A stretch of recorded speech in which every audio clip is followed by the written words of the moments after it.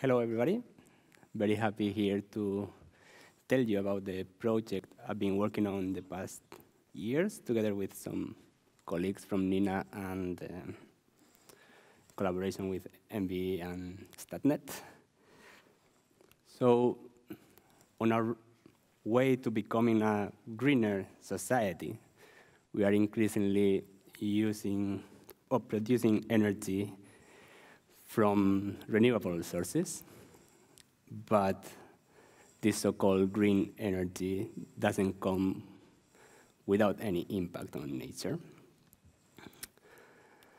And in this project, we are not looking at the impact of energy production per se, but rather to the impact of the power lines on birds. That's it, how we transport the energy from the production sites to the end users, which is us. As we know, the human population keeps increasing and increasing all the time, and so is the demand for energy. So in the world, there are more than 60 million kilometers of power lines, and the grid increases by a 5% per year, killing more than 1 million birds every year. Thanks Jens Öström and Roger Meos for the pictures. So in Norway, we have a bit more than 130,000 kilometers of power lines, but there's no information on how many birds die, where they die, or if there is any mitigation measures and if they actually work. So what we are doing is we are compiling all the information that there is out there from different sources on dead birds by a power line, and we are keeping them in a database that we are managing here at NINA and updating every half a year with new observations. And currently we have 13,000 records and 14,000 with exact location of the dead. And in addition, we gather information on the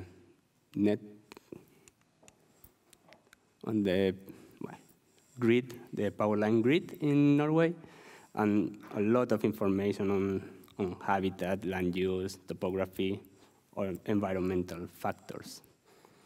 And we have developed a model that uses all that information to predict hotspots of mortality by power lines. And this is important information for electricity companies because it can inform of which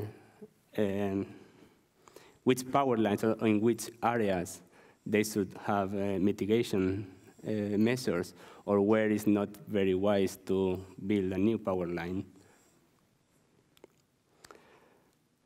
And then we also look at the effectiveness of the mitigation measures.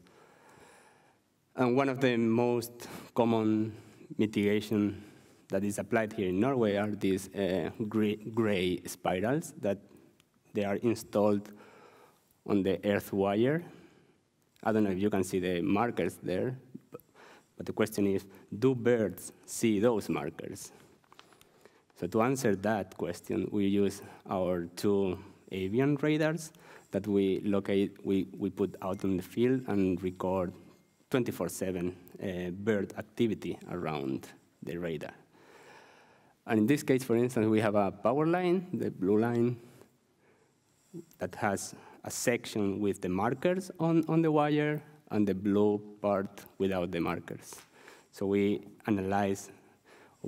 want to see if there are any differences in the behavior of birds flying towards either of the sections. And we found that, well, we started recording data actually before the power line was even built. So we have a bit of before and after comparison.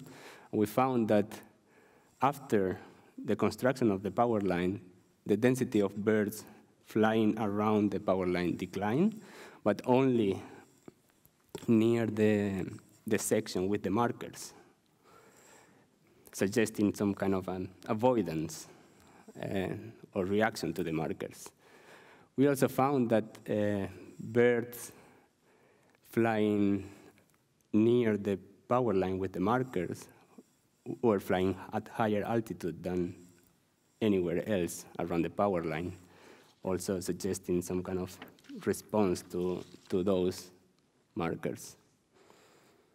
We also found that birds were flying straight to the power line without the marker, and then they performed very, very rough turns around. And also they tried to increase the height very close to the power line compared to the other section with the markers where they started increasing the height from far away. And of course that reduces the chances of hitting the wire and getting a collision there. Yeah. So in this project, we are trying to provide tools and information that would help for a greener and bird-friendly planning of development of the power line grid in Norway. Yeah, thanks.